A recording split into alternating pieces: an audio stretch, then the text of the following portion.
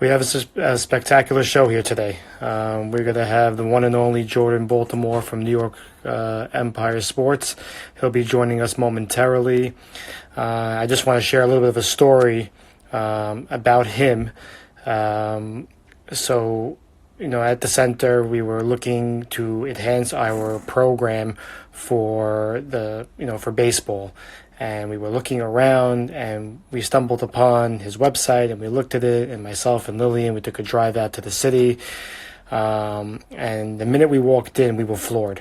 It was just the way, the structure, the watching his instructors do what they do, was amazing. And his work ethic, his drive, and most importantly, his message to the kids, and what he stands for is just amazing, and everything that you would want your kid to get out of just in everyday life, whether it be in sports or in baseball, basketball, it doesn't matter. His vision is a great one, and we're going to ask him to join in right now. See if we can get him on the line.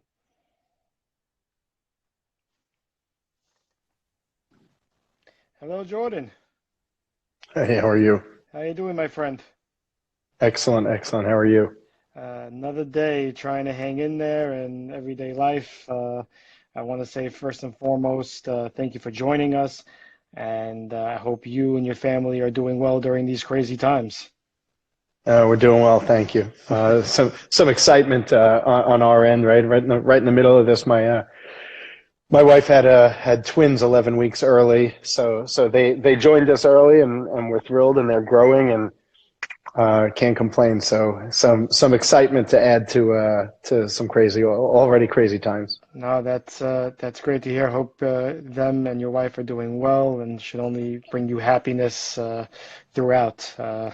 So, like I was telling everybody earlier before you joined in.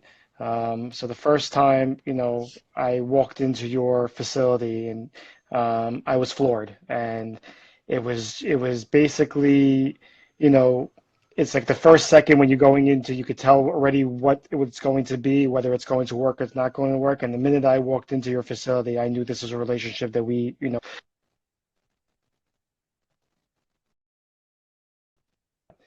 more importantly, how did this all begin for you? What made you start this whole entire empire? I'll tell you. I mean, it's somewhat serendipitous. I wish I could tell you that, 10, 11, 12 years ago, I had a plan. I didn't. I had a somewhat normal career. I was at Goldman at the time, and always had a passion for baseball and a very scientific bent. I mean, let me not mince words and play around here. I was a geek who was a good ball player, but wanted to give back. I mean, I remember that my father helped build a baseball field actually right near you. I mean, I grew up on Avenue S and East 28th Street, so down the block from where you're all sitting right now.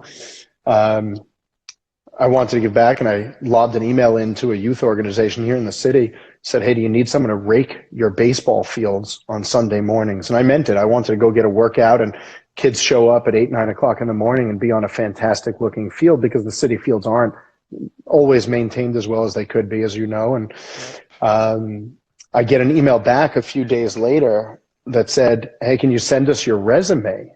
And there was no groundwork on my resume. So I sent in my resume, and they sent back, said, hey, can you come in for an interview? And I could understand you want a background check. If they were going to ask me about my experience as a field raker, I was going to fail. And I had sent back a note. I said, look, if you don't need somebody to rake the fields, I'd be happy to umpire games. I'll just do whatever I can to help your organization. You don't have to pay me. I'll go to umpire school. I'll pay for it. Whatever you need, I'm happy to help. And 2 hours into the interview, they said, you'd be perfect to manage our 8U travel team. And I said, stop. I said, I'm not an A personality by New York standards, at the time being in finance. I said, but I'm kind of an A minus. I'm not a babysitter. And they said, no, trust us. you'd be perfect to manage our 8U travel team. And I said, no, trust me. I know me.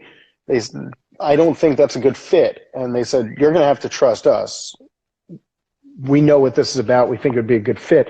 Why don't you do this? Go to the gym on 117th Street and First Avenue and help out a practice. And I went there, and 2 weeks later, I was the manager of their 8U travel team. I fell in love. And when I tell you it was the most selfish thing I've ever done in my life, and continues to be the most selfish thing I've ever done, is what we do.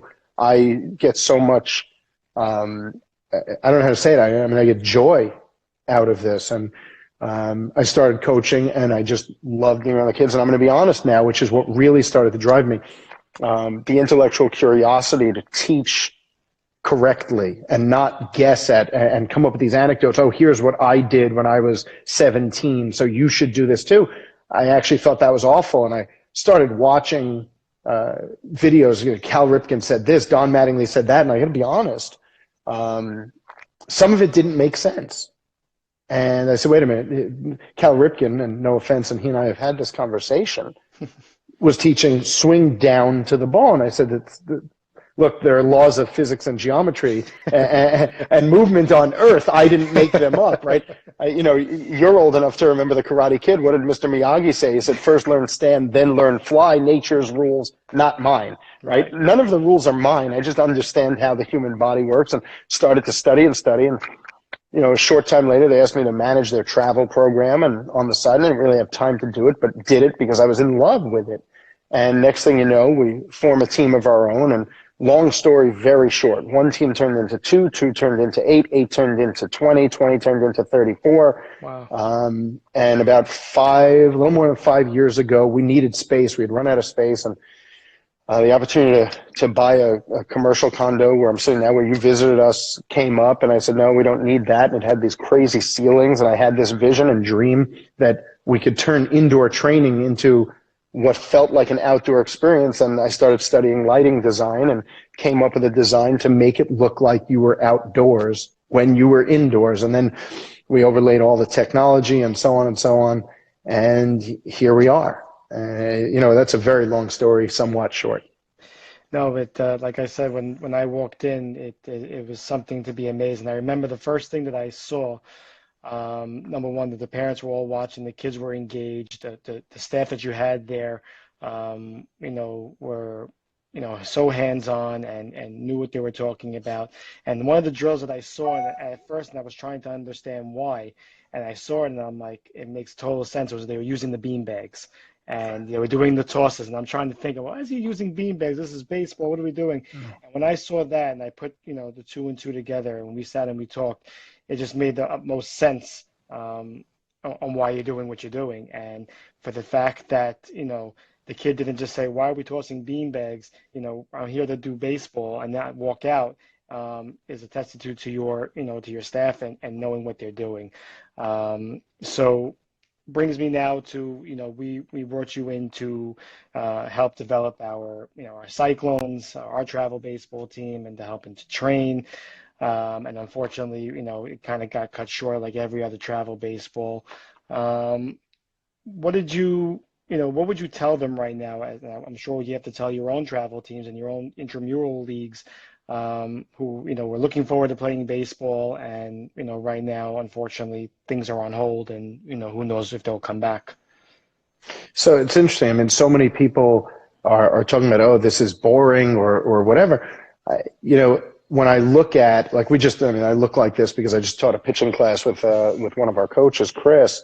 And when I look at the players that are visiting, because we're teaching 18 classes a week right now for free. And when I look at the players that are on those classes, it's the same faces over and over, dozens and dozens of players.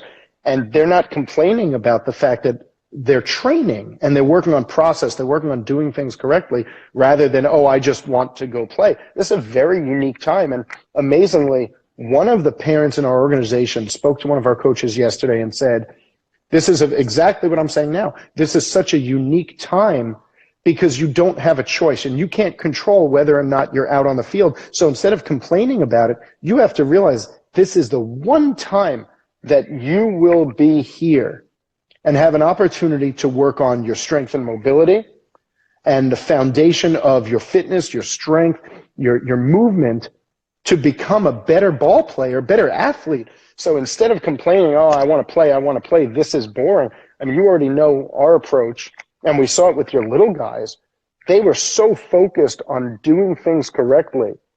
And that's inspiring for us as coaches, because when we see that, we know that improvement is going to come. And it doesn't come overnight, and it requires patience. But it also, more importantly, requires one thing, which is the understanding, particularly in baseball, and this is where baseball and life are identical, right? It's process over outcome. If you do the right thing and you do it well, you're not always going to succeed. And you have to accept that. And then when you fail, you pick yourself back up and keep doing what you're doing and think about, what mistake did I possibly make, or did I make no mistake at all? Let's take that to baseball, right? I have the best swing. I hit a bomb 380 feet. And Eddie Dweck makes a diving catch in left center field because that's who he is.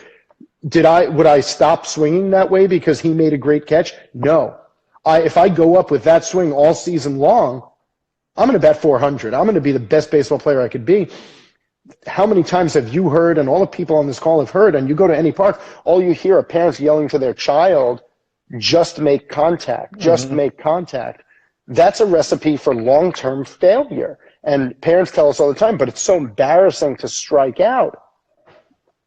If you really think it's embarrassing, would you be willing to trade a moment of embarrassment for a lifetime of success, right? And you have to be willing to make that long-term investment. And to bring it back to your question, this is an investment. It's an opportunity for free to invest in yourself and become the best ball player you can be, the best athlete you can be at this time when things are quiet. You don't have to perform. You don't have to worry about failure, right? You don't have to worry about anything. That's the biggest challenge. The biggest impediment to success is the fear of failure, right? You could have the best swing in the world. If you go up to hit and you're afraid of striking out, so you don't swing your hardest, you'll never be as good as you could have been. So this is an opportunity to train your swing, train your body, train your throw to become the best you can be. There are ball players, I'm going to tell you right now, and we've seen it because we measure this stuff with 3D motion analysis and all the technology in the world. We're seeing improvement just over the last couple of weeks. That's astonishing. And we've never had this level of improvement. So, look, it's not that I want us to go through pandemics on a regular basis, but if players could recognize and parents could recognize that the training will bring success and a long-term focus on process will bring success rather than I just want to go play. There's nothing wrong with playing. But the great thing about baseball is, and maybe the frustrating thing about baseball is, it's not that much fun when you're not good, right? Yeah. It's actually awful. You get into the batter's box, you don't know how to hit, and your parent says, be confident. You can't be told to be confident. Confidence comes from preparation, right? What's the difference between confidence and cockiness? Cockiness is saying you're prepared. You go up with your fancy new Mike Trout cleats and your new bat and your batting gloves, and you say, oh, I'm going to get a hit, and then you strike out, and you say, oh, the ump was awful. And then there are the guys who, whether they have the new cleats or not, they didn't work on buying a new bat. They didn't sit online shopping for a new bat. They used that time to work on their swing. They get into the batter's box, and they feel ready. They feel prepared, and they succeed. No one has to tell them to be confident.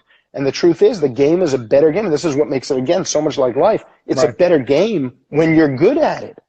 So even when you get out, if you take a great swing and you get out, you say, you know what? I can't wait to get up again. Because if I bring that great swing to my next at-bat, I'm going to succeed. Right. And it becomes a very fun game. For people who think it's boring, they're only looking at the outcomes, and they don't understand the depth of the game.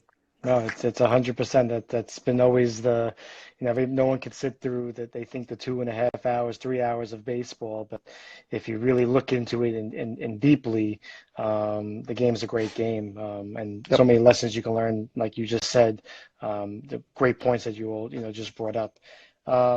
Now being a parent like myself, and I have kids who are also starting to play in sports, not necessarily in baseball. It's kind of hard not to be that parent who, is trying to, you want to give them the whole entire best and you want to tell them your input. But what should parents be doing when they're going to watch their kids play, whether it be in baseball, basketball, it doesn't matter what type of sport.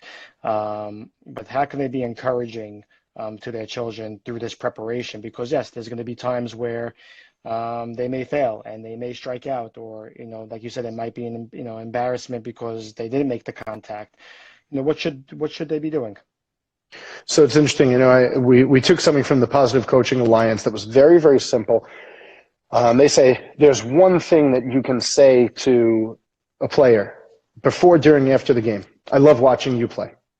That's it. I love watching you play. You know why? The child hits a home run off the field.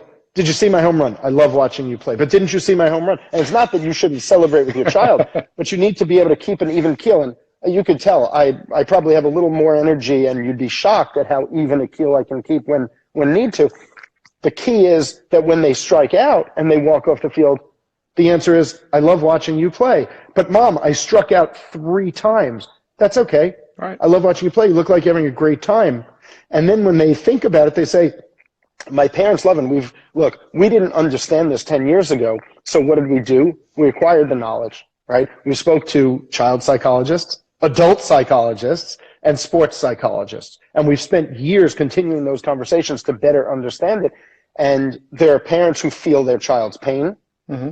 And there are children who, when their parent doesn't get excited for something, they feel like they've let their parent down, or, and this is very extreme, they feel that their parent doesn't love them as much. And most parents say, oh, that's not true. And this is coming from years and years and decades of research across many, many doctors who say there's an issue of love.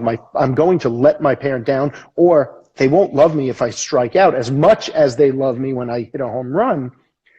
And some of them choose to quit the game. Others say, okay, I just don't want to fail. If I strike out, my parents fold their arms and hang their head. They're standing behind the backstop. So to answer your question, instead of running behind the backstop with the iPhone 20, right, which isn't even out yet, right, and holding it up to the backstop, and the child then stands there and looks over like this, and you're yelling, get your elbow up, get your elbow down, keep your eye on the ball, don't just make no instructions at all. Right? Instead, it's a smile. You sit where you were sitting, as hard as it seems to be. Oh, that's not me. I have energy. I want my kid to see how excited. We did a study of our own. And when I tell you nearly 100%, I wish I could tell you it was 100%, but it wasn't. Nearly 100% of players asked, and we did it independently so there wouldn't be groupthink. You know what they want their parents to say? And these are Manhattan and Brooklyn and Long Island children. You know what they want their parents to say? Nothing. Not one word. I say, but don't you, and we ask them as follow-up, but don't you want them to say, go Albert? And they say, no, I don't want anything, because number one, it's a distraction. Number two, I want to be focused on the game. I'm playing. This is my time. And we ask children as young as 5 and 6 years old, all the way up to 18. And they didn't feel that their parents didn't love them if they weren't cheering. So I'm going to share 2 stories with you. And they both happened in Central Park, and one of them is very, very significant. We're watching a child who the parent described for us, he has ADD, ADHD, whatever it was, and that's serious, right? And the kid is up, and the father's always yelling and screaming, and there are 2 strikes, and the father yells, focus, while the pitcher is pitching. And the child turns around, and I swear to you, strike 3 goes right past him. Yelling focus, first of all, even if that were helpful. Correct. But even if it were helpful, it takes time for let's really get scientific here, for the sound to come from that man's voice to his son's ear, for the process of understanding, changing audio to your brain waves, then brain to impulse and movement. There's not enough time for me to hear the word focus and then go do whatever it is. So yelling focus to somebody who's not focused doesn't get them to focus. So to answer your question, what do you do? Ready? Before the game, learned this from one of our parents, and I love it. Said, tells his son, Jack, do your best, have fun, and listen to your coaches. And at the end of the game, he says, Jack, did you do your best? Did you have fun?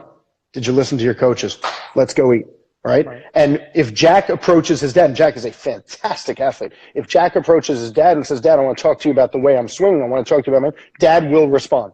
But he will never initiate what we call the PGA, the post-game analysis. So there's your before and after, but the even keel of I love watching you play gives that consistency that the children are dying for. The other piece is during the game, there's no time when you run up to the dugout, run up to the fence, run up to the backstop. And this is not, this Napoleon complex that we have. This is how it works. No.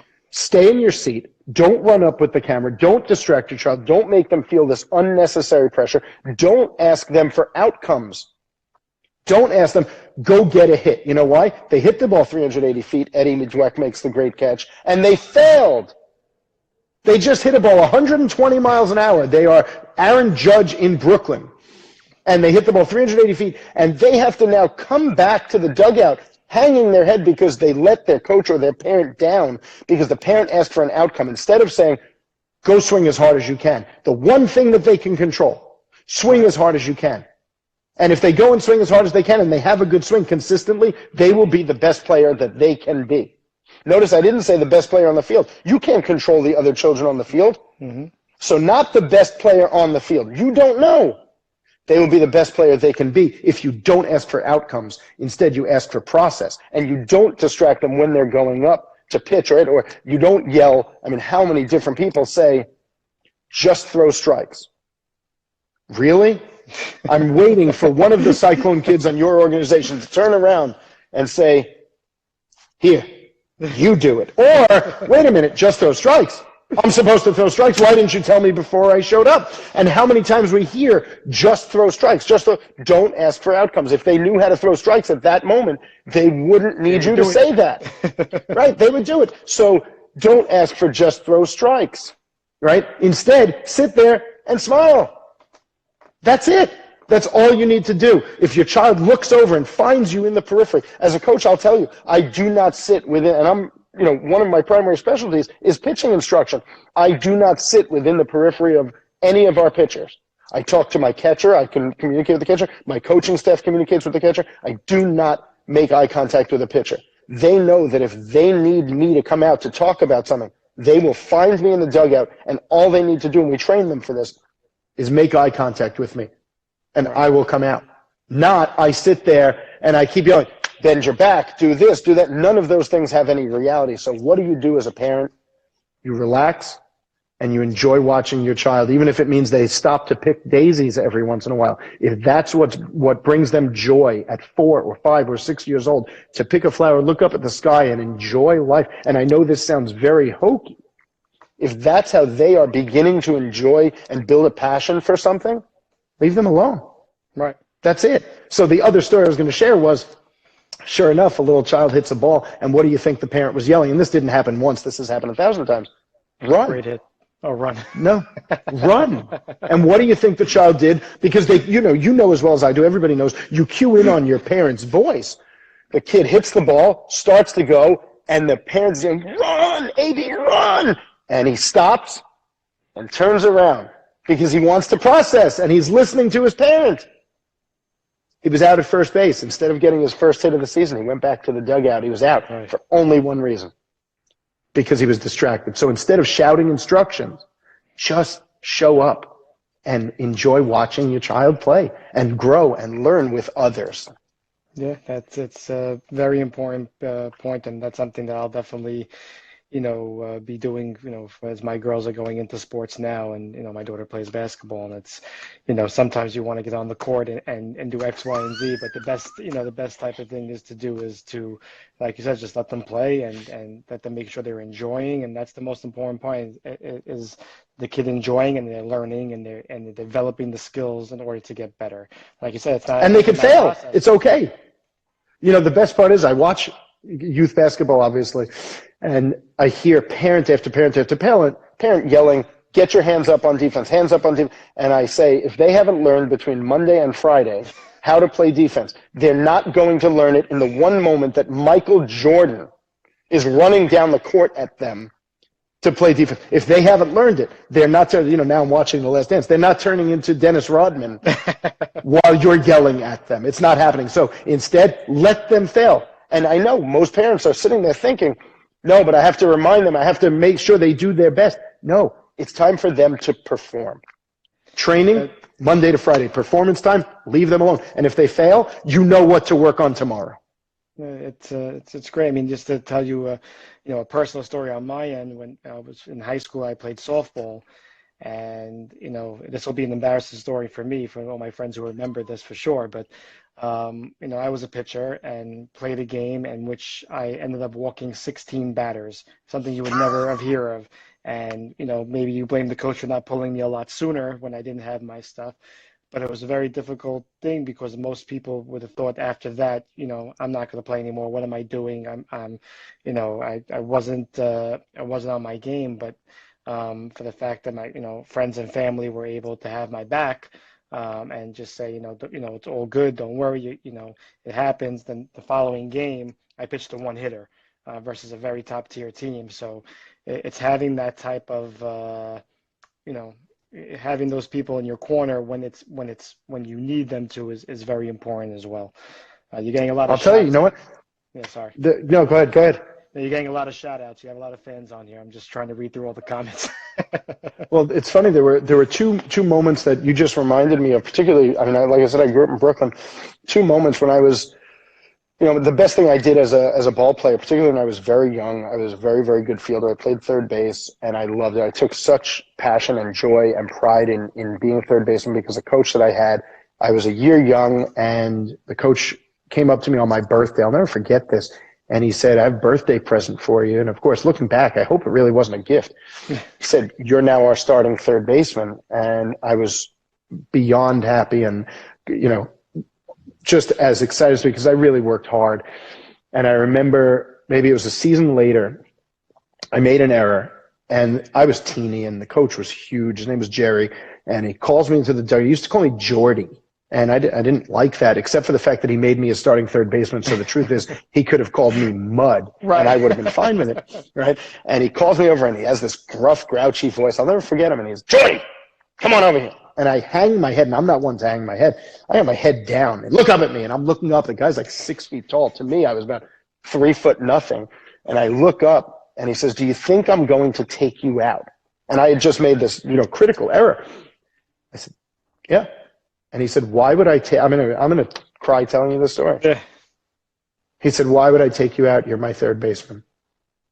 And I look back when I was 37 years old, almost 10 years ago while I was coaching, and I realized the lesson that I learned then would be one of the most critical lessons that we have at New York Empire Baseball, which is if you can operate without fear of failure, you can be on a completely different level. So instead of being judged at that moment, like you said, he wasn't only in my corner, he showed that he believed in me. And he didn't give me the false positive. He didn't say, you're still the best, because I wouldn't have believed him. So right. We never have false positives as an organization.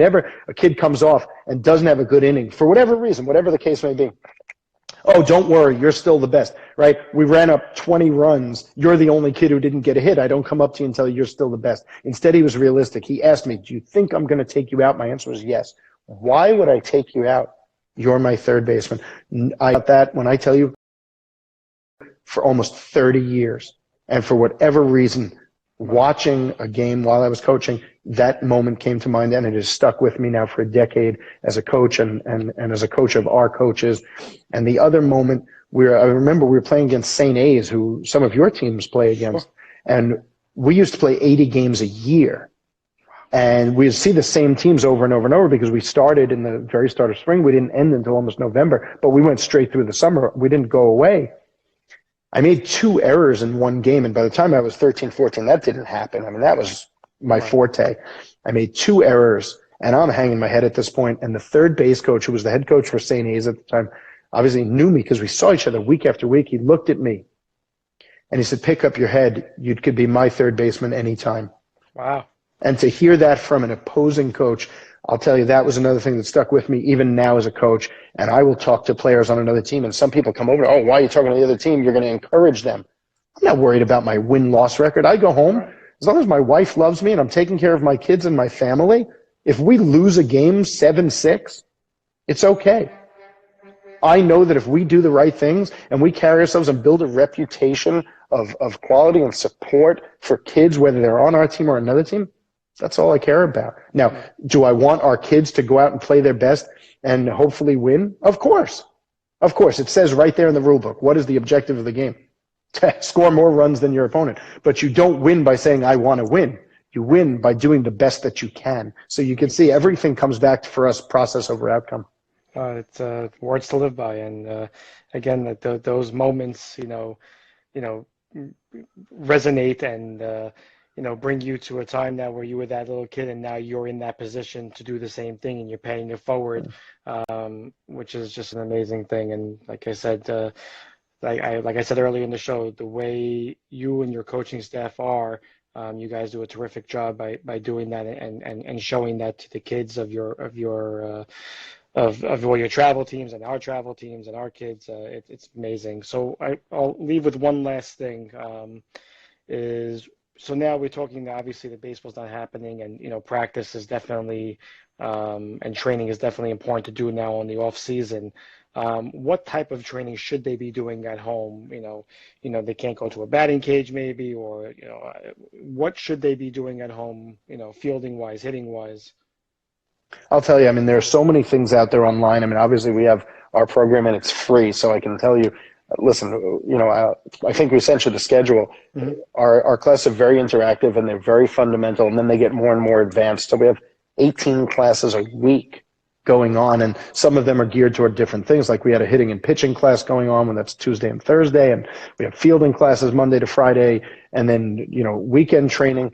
So all of those things are on. If it's not with us, there are so many resources for online baseball training, and at the bare minimum, right, the basic drills that, say, for your teams that we went over, they are the fundamental movements of throwing and hitting a baseball, and then the basic workouts that we did, right? Because the reality is, and I think this is very often overlooked, particularly with youth athletes, I could teach somebody all the mechanics, and I hate that word, but all the movements and mechanics in the world.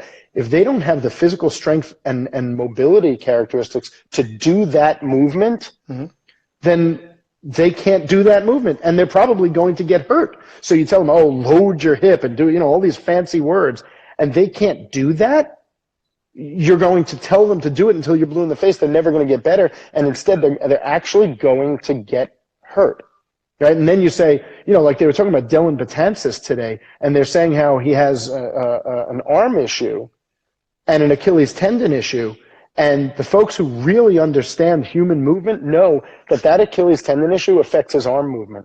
And for some people, that's completely abstract. Oh, can't be. Every link in the chain affects the next link and all of the links above it.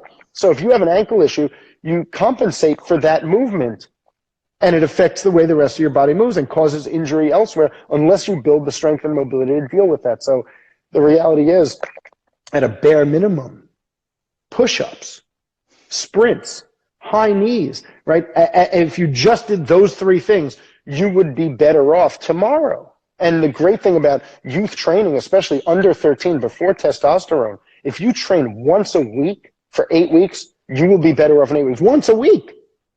Right? It's not, you need to go to the gym for 2 hours a day and work out. Now, the reality is, I'll tell you, and look, you've seen some of our ball players. There are guys who train for nearly 2 hours a day, 6 days a week.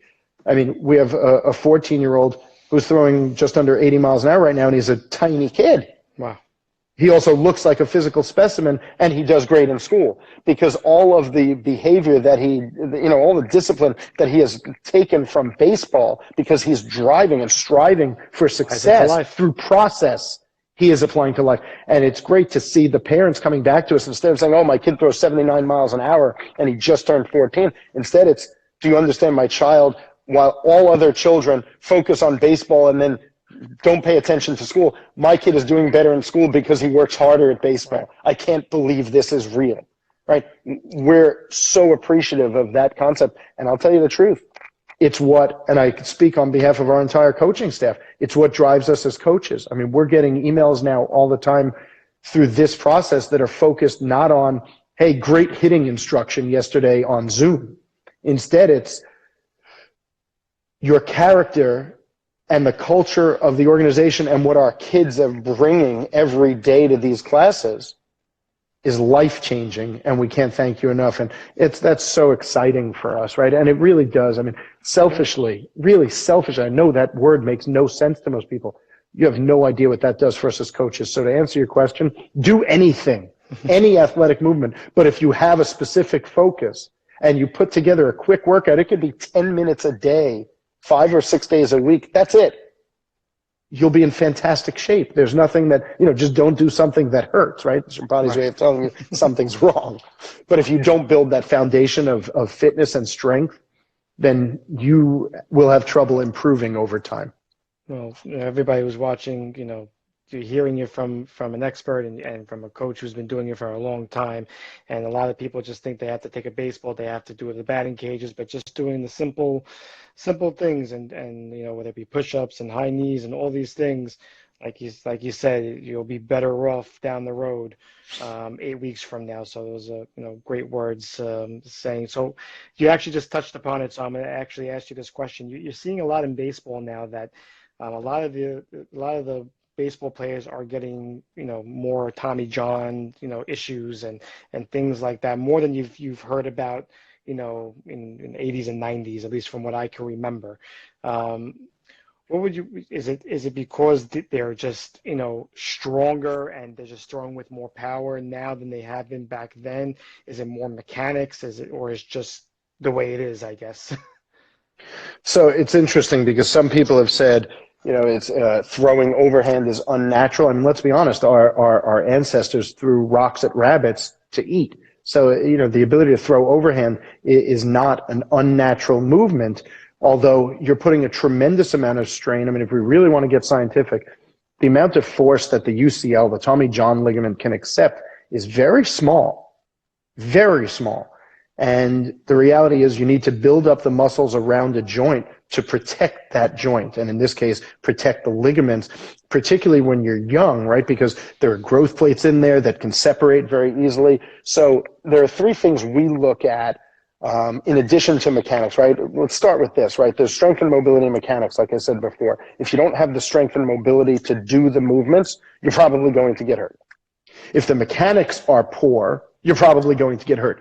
But only if 3 things are in place, and internally we call it FID, frequency, intensity, and duration. How often are you doing something? How intense, how hard are you going when you do it? And duration, for how long are you doing it? So, let's use an example. If you know somebody who doesn't really know how to throw and they look kind of silly when they do it, if they do it once on the beach and they don't do it very hard, are they going to have a rotator cuff or Tommy John injury? No. But if they went through 100 times a day, every day, without warming up, and without strengthening, their core, their decelerators, the muscles behind their arm, the muscles in their forearm complex, are they going to get hurt? Yeah, they're in a very high likelihood of getting hurt. So now let's think about that.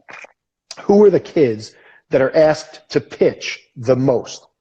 The kids who throw the hardest and are the best pitchers. So if they have something mechanically flawed, or they're 12 or 13 and they haven't focused on strength and mobility, F, I, and D, frequency, intensity, and duration, are going to be their highest. So you're taking the hardest throwing individuals, the kids who are going to pitch most, and having them pitch even more and more and more, and you're going to exacerbate a bad situation to begin with. The other piece is you have people who, when there's pain, they say, okay, rest until there's no pain, and then return and do what you were doing. And what a silly concept, right? If I told you you were banging your head on the wall, you started to bleed. And I said, okay, when you go sit down, when you stop bleeding, go bang your head on the wall again, you'd say, I'm silly.